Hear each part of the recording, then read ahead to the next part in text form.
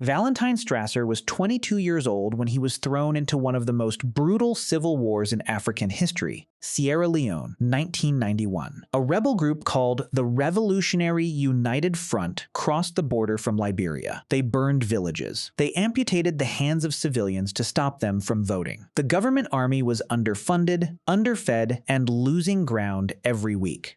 Strasser was a junior officer. Nobody had heard of him. He was just another young man in a uniform fighting a war the government was already losing. In April of 1992, Strasser and a group of soldiers drove to the capital, Freetown. They weren't planning a coup. They were going to complain about unpaid wages and missing supplies.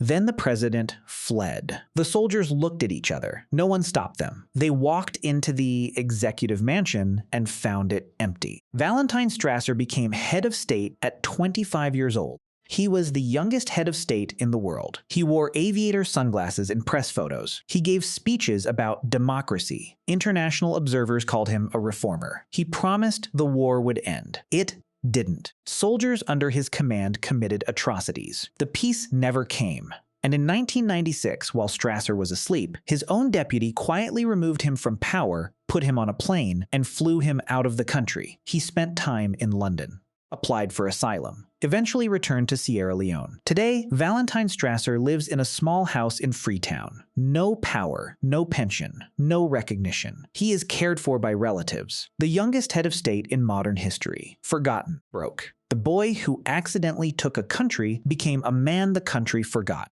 Samuel Doe joined the armed forces of Liberia at 17. He lied about his age to get in. He was born in 1951 in Grand Gede County. His family had nothing. The military meant food, a uniform, and a wage. He signed up as soon as he found someone willing to look the other way on the paperwork. He wasn't exceptional. He rose slowly. Sergeant. Master Sergeant. He had no political connections, no education beyond basic schooling, no clear path to anything. On April 12, 1980, Samuel Doe led 17 soldiers into the executive mansion in Monrovia at midnight. President William Tolbert was asleep. They stabbed him to death in his bedroom. Doe appeared on television the next morning. He was 28 years old, sweating under studio lights, and announced that he was now the leader of Liberia. 13 senior government officials were taken to a beach in Monrovia. They were tied to wooden poles in the sand. A crowd gathered. Soldiers fired.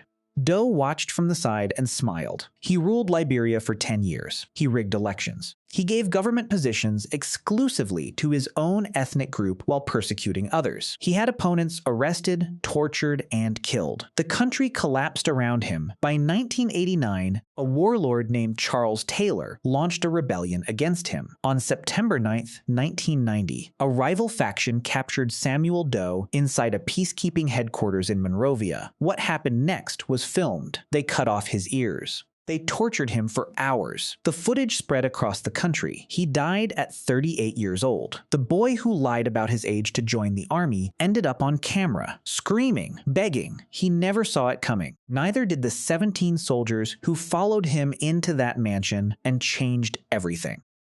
Thomas Sankara joined the Burkinabe military at 19. He was brilliant, idealistic, and deeply angry. Angry about poverty. Angry about colonialism. Angry about the way his country had been left behind and forgotten. He read books in the barracks at night. Marx, Che Guevara, Frantz Fanon. He played guitar and ran long-distance marathons before sunrise. His fellow soldiers called him Tom Sank. They loved him. At 33, he took power in a coup and became one of the most extraordinary leaders Africa had ever produced. He immediately cut his own presidential salary to $450 a month. He sold the government's fleet of Mercedes-Benz cars. He replaced them with Renault 5s, the cheapest car sold in the country. He made cabinet ministers ride bicycles to work. He renamed the country. It had been called Upper Volta, a colonial name that meant nothing. He renamed it Burkina Faso. It means the land of upright people. In 4 years, his government planted 10 million trees to stop the desert from spreading south. He vaccinated 2.5 million children against measles, meningitis, and yellow fever in a single week. He built schools in villages that had never had them. He redistributed land from feudal landlords to the farmers who actually worked it. He said this: "He who feeds you controls you." On October 15th, 1987, Sankara was chairing a meeting when gunmen burst into the room. He was shot 12 times. He was 37 years old. The man who ordered it was his closest friend, Blaise Compaoré. They had grown up together, trained together, taken power together. He ruled Burkina Faso for the next 27 years. In 2014, a popular uprising overthrew him. He escaped by driving across the border into Ivory Coast. He has never faced justice. Sankara had no official grave marker for decades. His burial site was unmarked. Today, his face is on murals in cities he never visited. His speeches are quoted by leaders born after he died. He is considered one of the greatest African leaders in history. His best friend had him killed and still escaped. Some people are only recognized after the people who destroyed them are gone.